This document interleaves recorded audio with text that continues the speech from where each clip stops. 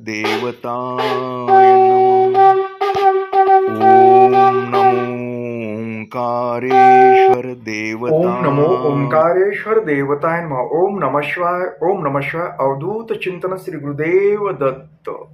मंडळी, आज सोमवार, त्यानिमित्त ज्या मंडळीने आपल्याकडे दक्षिणा पाठवलेली आहे, नियमितपणे पाठवते, त्यांच्या शिवपूजा, अभिषेक ह्या गोष्टी करण्यात आल्या आणि त्यांच्यासाठी आणि तुमच्यासाठी सुद्धा मी श्री ओंकारेश्वर चरणी प्रार्थना केली की तुम्ही सुखी, समाधानी, आनंदी राहावं, तुम्हाला चांगल्या प्रकारे आरोग्य लाभावं अशी प्रार्थना केली.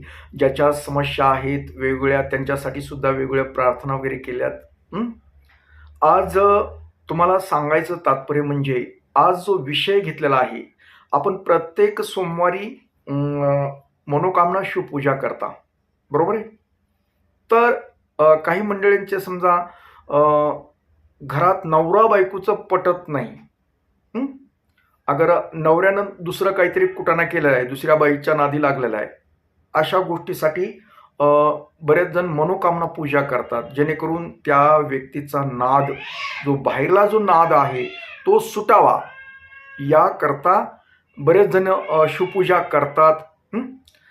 पण काही जणाला यश आलं नाही, तर त्यामागचं कारण मी आज सांगणार आहे. का यश येत नाही त्याच्या मागं, तुम्ही शिवपूजा केल्यानंतरही का होत नाही, तर त्याला इतरही दोष असतात. ते कोणते दोष असतात याबद्दल मी तुम्हाला आज माहिती देतोय.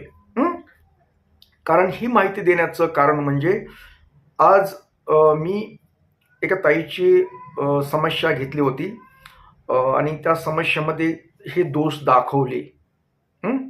ते त्याकरता मी तुम्हाला हे आजचं म्हणजे व्हिडिओद्वारे तुम्हाला माहिती देतोय. तर बऱ्याच वेळेस आपल्या घरामध्ये पूर्वी समजा कुणाचं म्हणतोत ना निपुत्रिक, ज्यांना काय संतती नव्हती, अशा व्यक्तीची जमीन अथवा इस्टेट जर आपल्या घरामध्ये वापरण्यात आली असेल, मागच्या पिढीत आली असेल, अथवा आपल्या घरामध्ये लहान मुलापासून ते मोठ्या व्यक्तीपर्यंत ज्याचं का लग्न झालं नाही, अशी जर व्यक्ती मृत्यू पावली आपल्या घरामधली, तरी ही समस्या होते.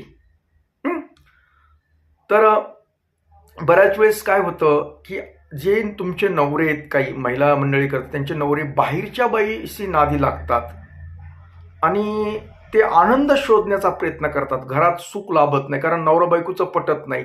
घरात नवरा बायकोचं पटत नसल्यामुळं त्यांचं वैवाहिक जीवन जे असतं ते जीवन व्यवस्थित नसतं. सतत किरकिरी, भांडणं, तंटे, शाब्दिक चकमक वगैरे अशा गोष्टी होतात. शारीरिक संबंध होत नाहीत. तर त्याच्यामुळं काय होतं, चिडचिड वाढते आणि घरामध्ये समाधान, परिवारामध्ये आनंद नसतो. तर बऱ्याच मंडळींना वाटतं की ती बाईमुळंच असं व्हायला लागलं. पण बाईमुळे जरी होत असलं तरीही का नाद लागतो, तर ज्यावेळेस आपल्या घरामध्ये पूर्वी जर आपल्या इस्टेट कुटाचे आले असेल तर त्यामुळे सुद्धा हा प्रकार होतो. आणि मी तुम्हाला तेच सांगितलं की जर लहान मुलापासून ते मोठ्या व्यक्तीपर्यंत जर बिना लग्नाचं कोणी वारलं असेल तर त्याला मुंजा दोष म्हणून लागतो. त्या मुंजा दोषामुळे सुद्धा हा प्रकार होतो. त्याच्यामुळं ती आपल्या घरातील व्यक्ती बाहेरच्या बाईशी नादी लागणं आणि घराकडे लक्ष न देणं, घरात बरकत न येणं, पैशाची कितीही उत्पन्न झालं तरी पैशाला पैसा न लागणे, आरोग्य बिघडणे आणि आपले मुलं आपल्याही ऐकण्यात राहत नाहीत. म्हणजे कुणी कुणाचं ऐकत नाही, प्रत्येक जण आपला आपला मालक. म्हणजे आनंद नावाचा जो प्रकार आहे ना, तो अशा गोष्टीमुळे राहत नाही. तर त्यासाठी काय करावं लागतं, हे तर मनोकामना पूजा तर करायचीच, पण त्याबरोबर जर हा प्रकार तुम्ही मनोकामना पूजा करून बी तुम्हाला जर साध्य होत नसेल, तर हा दोष समजून या दोषासाठी सुद्धा प्रयत्न करायचे. तर या दोषासाठी प्रत्येक आमुष्याला घरामध्ये दोघा नवरा बायकोनी दक्षिणेकडे तोंड करून नैवेद्य बनवून पूर्वजांना म्हणजे पित्रांना नैवेद्य करायचं. मग त्याबद्दल काय माहिती हवी तर आपला स्पेशल व्हिडिओ आहे अमावस्याचा विधी म्हणून. तुम्ही नाही पाहू शकला तर मला तशी कल्पना करा अथवा व्हॉट्सअपला मेसेज करा, मी तुम्हाला ती लिंक पाठवतो. हं? तर ती कशी करायची पूजा पितरांची, घरात प्रत्येक अमावास्येला काय करावं लागतं, याबद्दल त्यामध्ये माहिती दिलेली आहे. त्यानंतर मुंजा दोष.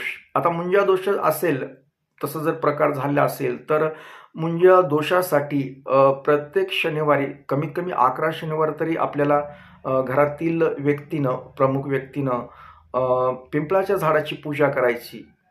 आणि शनिवार उपवास करायचा आहे. हा एक तोडगा आहे त्याच्यामध्ये. तर तो तोडगा कसा करावा याबद्दल मी माहिती वेगळी आहे मुंजा दोषाबद्दल. त्याबद्दलही मला सांगा, मी तुम्हाला ती माहिती देऊ शकतो. आणि मनोकामना शिवपूजाचा बी व्हिडिओ आहे, ते बी तुम्ही माहिती नसेल ज्यांना, तर ते माहिती मी तुम्हाला लिंक पाठवून तुम्हाला व्हॉट्सअपला मेसेज करायचा तुम्ही तसा.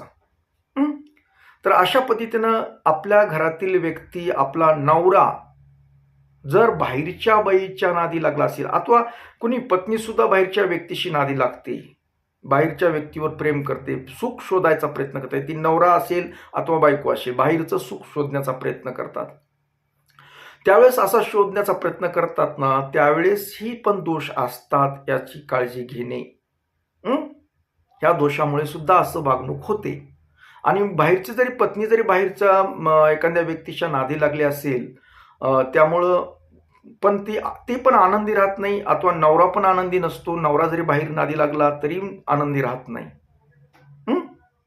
म्हणजे एकंदरीत त्यांनी काहीही बाहेर गेलं, जगामध्ये कुठलंही सुख शोधण्याचा प्रयत्न केला, तर त्यांना सुख प्राप्तच होत नाही.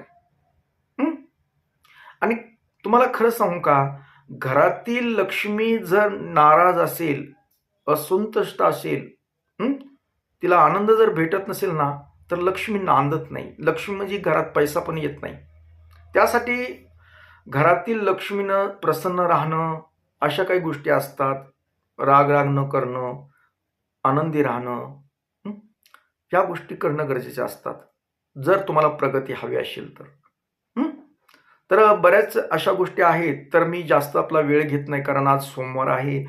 मी प्रत्येक सोमवारी लोकांना समजा समस्यासाठी मी मंदिरात बोलवत असतो. बाहेरगावच्या दूरहून बी येतात लोक, त्यांच्यासाठी मला वेळ द्यावा लागतो. आणि तुम्हाला पण सांगतो, कुणाला जरी तुम्हाला मला भेटायचं असेल, तर मी प्रत्येक सोमवारी आता मंदिरामध्ये थांबत असतो. फक्त येण्यापूर्वी मला कल्पना द्यावी लागते, तुमचं नाव नोंदवावं लागतं. कारण काय, आता खूप संख्या वाढलेली लोक खूप येतात, त्याच्यामुळं मला वेळ देण्यासाठी तुमची नोंदणी करणं गरजेचं आहे. कारण तुम्ही येणार आहेत ही माहीत असलं पाहिजे, थांबता येतं. कारण एखादे लोक झाले की मी निघून जाऊ शकत नाही, मग तुमची वाट बघतो, तुमच्याशी संपर्क करतो, अथवा तुम्ही संपर्क करतात. त्यासाठी तुम्ही येण्यापूर्वी माझ्याकडे नोंदणी करणं गरजेचं आहे. तुमचं नाव, तुम्ही कुठून येताय याबद्दल सर्व माहिती. म्हणजे मी तुम्हाला सुद्धा, खूप दूरून येतात लोक, परराज्यातून बी येतात, कर्नाटकातून येतात काही, इकडं सांगली, सोलापूर आपल्या इथे आहे जवळचे, पण बरेच लांबून पण येतात ना, त्यांना बऱ्याच वेळेस माहीत नसतं मी कुठं राहतो काय. तर याबद्दल माहिती मी तुम्हाला देतच राहतो. पण तुम्ही अगोदर नोंदणी करा, तुमचा मोबाईल नंबर वगैरे द्या मला, मी तुमच्याशी कॉन्टॅक्ट करा, तुम्ही करू शकतात. तर असो मंडळी, याबरोबरच आजचा हा कार्यक्रम इथेच थांबूया आणि परत भेटूया पुढील कार्यक्रमात. तोपर्यंत मंडळी, ओम नमः शिवाय.